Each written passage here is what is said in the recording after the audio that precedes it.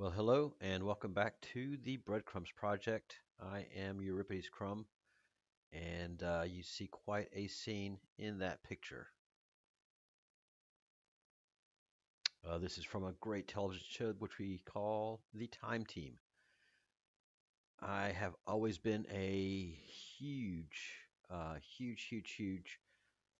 going to lower the camera here a little bit, get a little more closer like that. The camera has moved angles.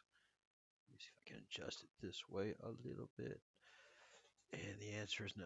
No, I can't without doing great damage. But let the damage be done. All right.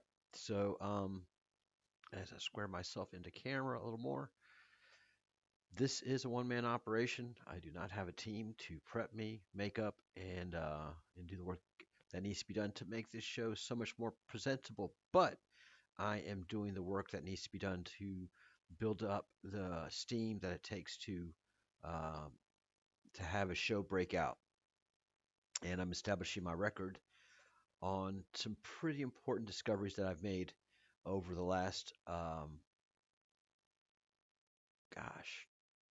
4 to 5 years. And uh, it's the thing that people call the rabbit hole. And once you start and you start seeing other things, you can't stop seeing and investigating.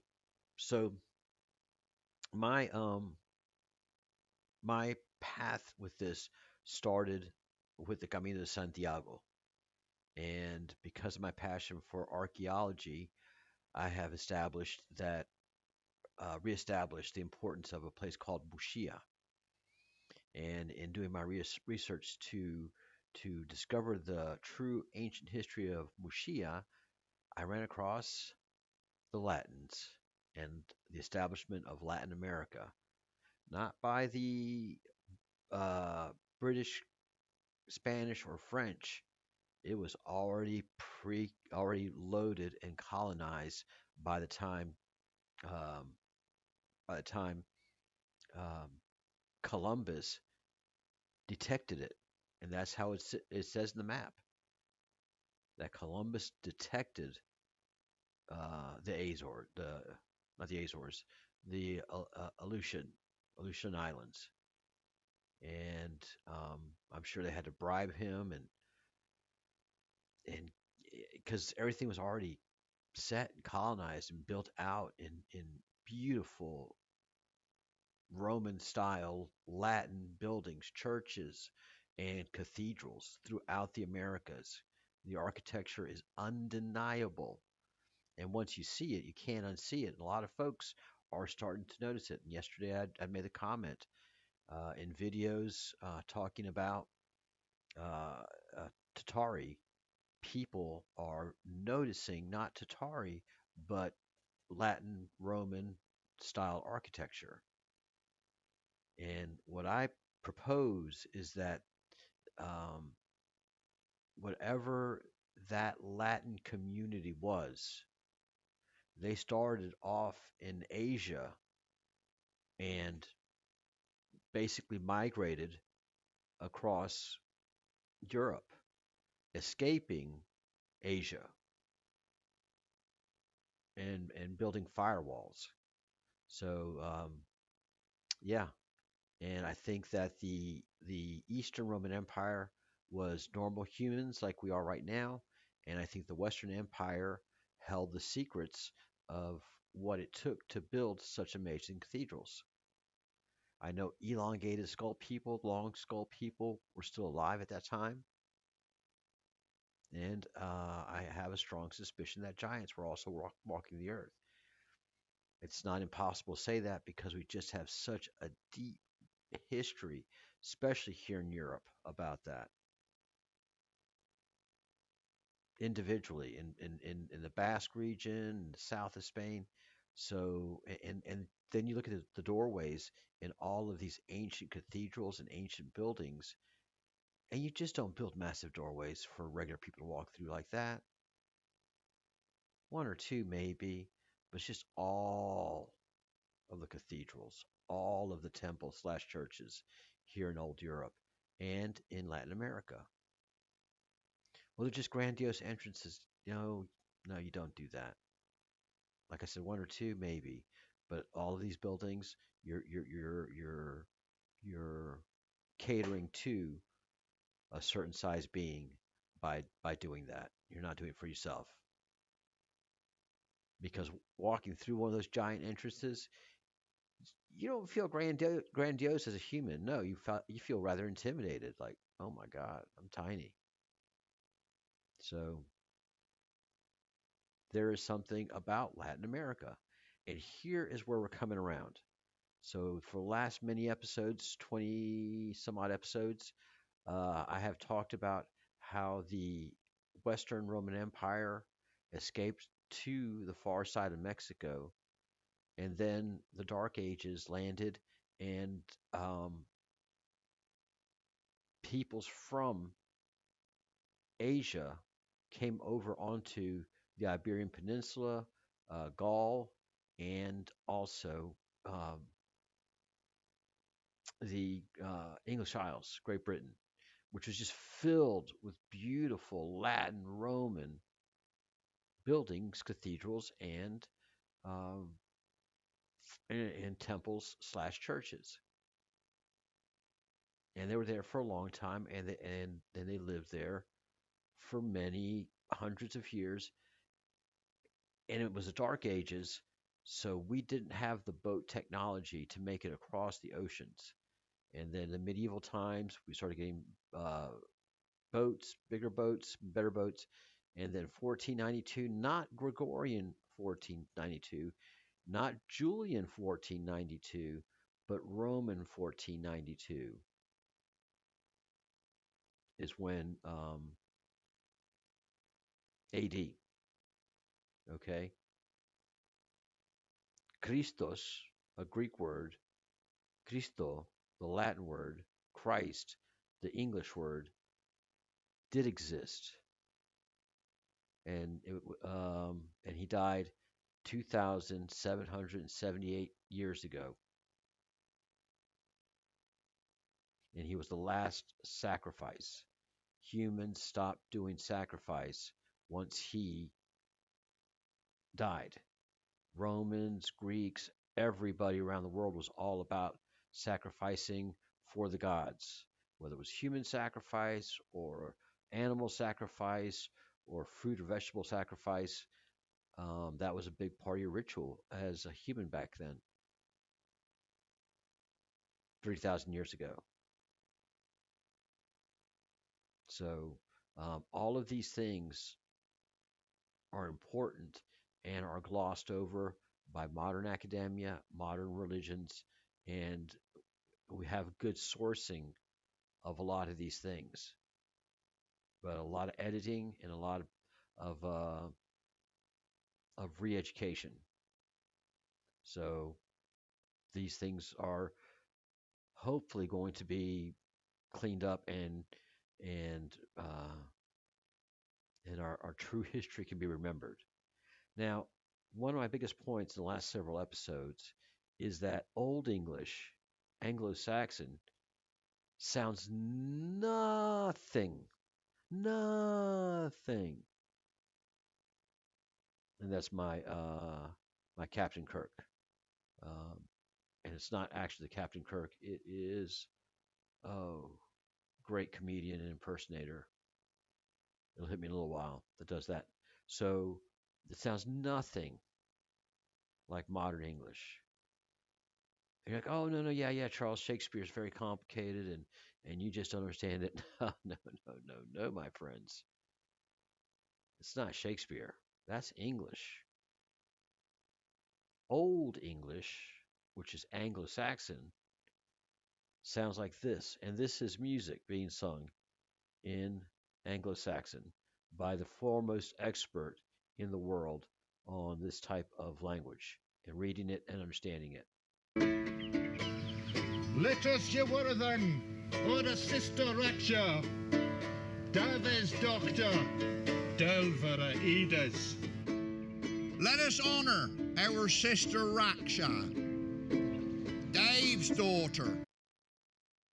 So, does that sound ¿Conoces esa anything? sensación de tener que volver a lavar los platos? So, does that sound anything like one to the other? The answer is no. The answer is a resounding no, no, no, no, no, no, no, no, no, no. And so uh, we do need to pay attention to this huge fact and not ignore it or gloss over it. Um, what I strongly suspect is that, and this is the map that started it all, is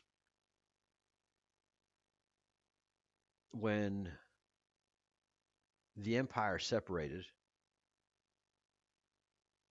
and let's take a good graphic of that because I do have a new one. All right, when the empire, and I don't know if they separated. Maybe they did. Maybe they did. But as written history goes, and the best that we can get right now, the Gaelic Empire succession in 260 274 AD, mind you, that's not Gregorian calendar that we use now.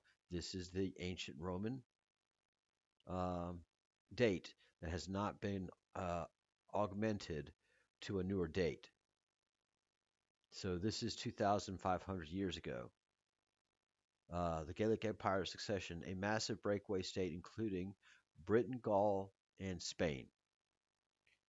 That split from Rome to defend itself until Emperor Aurelian reconquered it.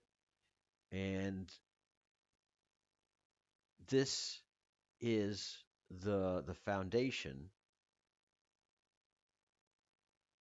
of Nova España. And it is Hispania, Gaul, and Anglia. And these were established themselves on the Pacific side. Everybody keeps missing the big thing in the house. And they keep saying Gallic Empire because of Gaul.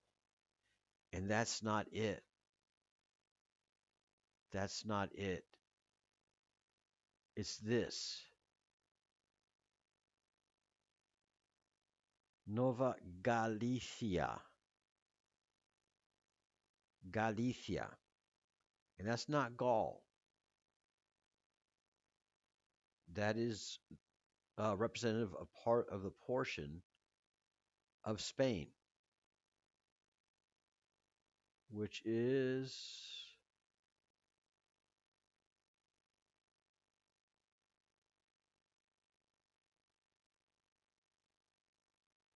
take a chance,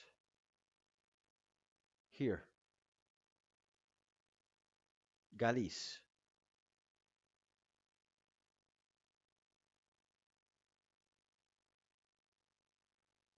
Galicia. Okay? And here is Lusitania and Tarraconestius.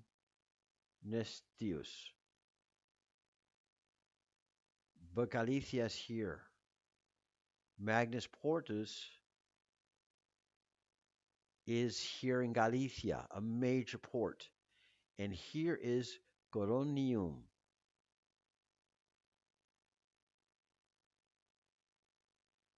All right.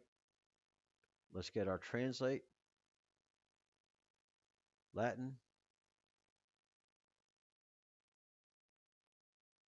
Corun. And English.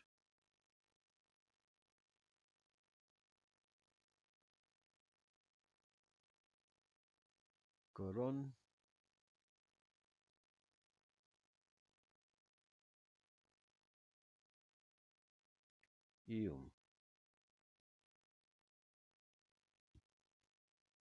And if I separate these, oh, So crown, a crown. And historically speaking, Galicia is the first um, kingdom in all of Europe. And all of this squares, okay? All of this squares up. So, first of all, because history had to be erased and redone, it is fine with everybody thinking that when we speak of Gaelic, the Gaelic Empire, we're speaking of this area here. No, no, no, no, no. It wouldn't do any good for what they were doing to set the empire there. Notice Gaelic Empire. The crown of the empire was here in Galicia for the Western Roman Empire, the Gaelic Empire. The crown was here in Coronium, and if you go anywhere in Galicia, you're going to see crowns on the major buildings and on all of the temples and churches. That's because the crown, the empire, the capital city was here in Spain, in Galicia, on the far northwestern tip of Spain. Just an impossible region to get to from, if you're coming from, not impossible, but just something you wouldn't expect to do as you're coming from the Mediterranean. So if you come out to the Mediterranean, usually you're going up the coast here.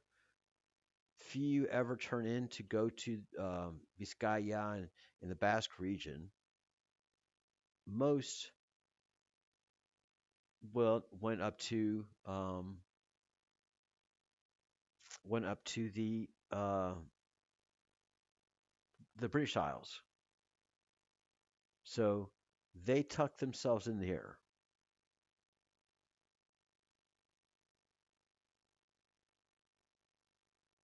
So yes, Gallia here, which is interpreted into Gaul, but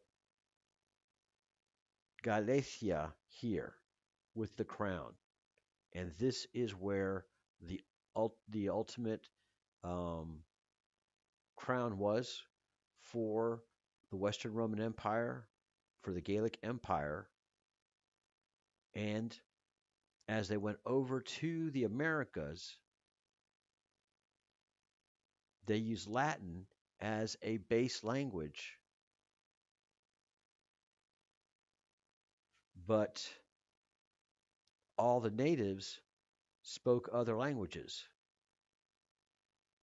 So Latin had always been a control language, especially in Europe.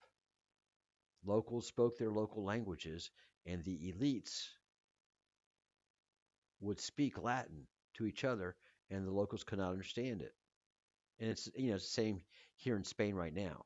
You go to the Basque region, all the Basque people speak Basque, and the Spanish can't understand a word, and it's a problem for keeping a unified country. So, what I believe to have happened was uh, in the Central American region, they were speaking Spanish. In the Carolinas, up here up north, where it is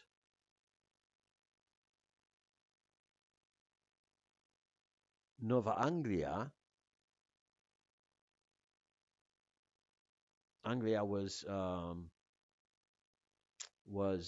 the name of the British Isles during the Latin times, the Roman Latin times, and so I believe they spoke Anglais here, English, and on the British Isles they were invaded by the Finnish and the Dutch, and so they have and the Saxons, so they have that Anglo-Saxon language, and then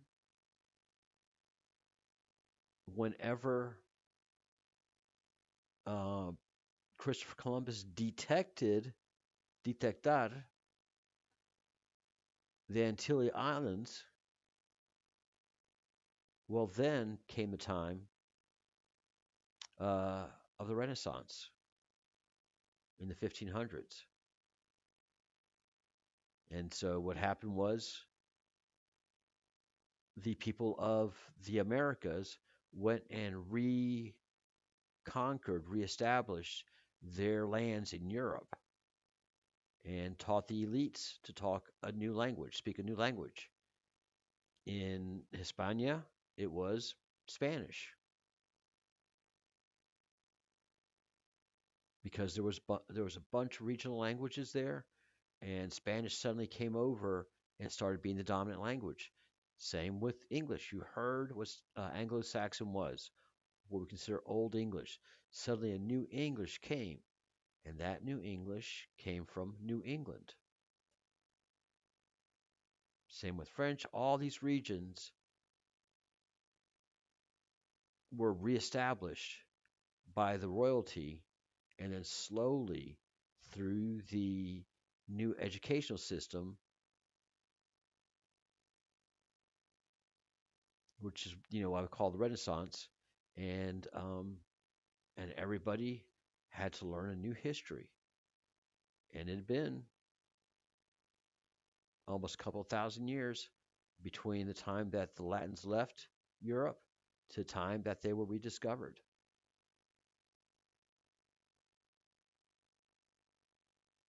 And one of the biggest tells here that I can show you on this map that's part of an atlas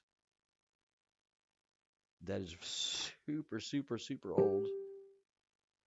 Everything about it is in Latin. The Kingdom of Mexico, Regni Mexico,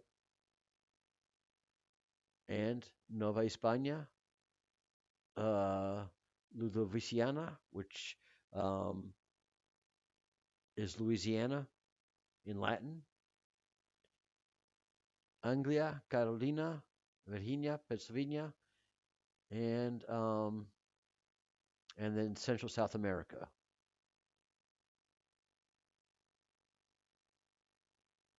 There is no date on this. This is all Latin in great detail, fantastic detail, with measurements.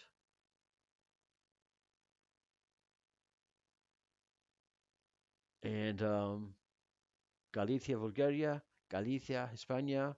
There's no mention of Roman miles on here.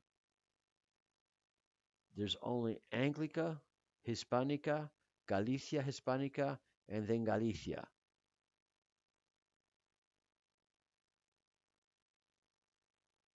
These people have been here a long, long, long time.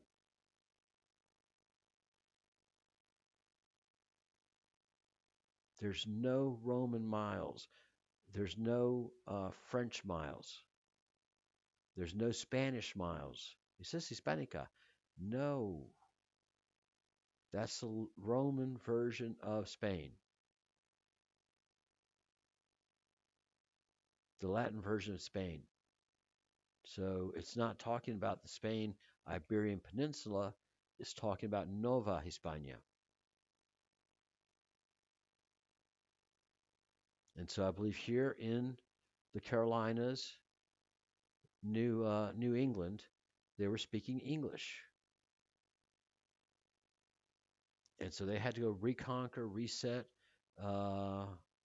their old native lands, which I'm sure they stayed in touch with, because this is called Carolina.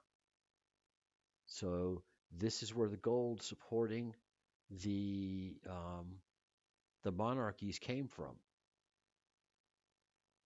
to keep everybody over there for as long as possible until Columbus slipped on by, and then they had to do Plan B and reestablish themselves in their native countries, bring the languages that they had learned, and create a renaissance with a whole new set of histories and a whole new re-education, which is the one we suffer from right now. So I don't know what happened to the giants by this point.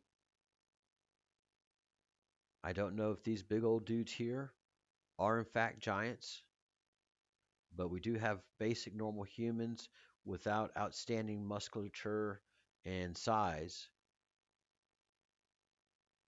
And then the humans here have what we would call New England style clothing.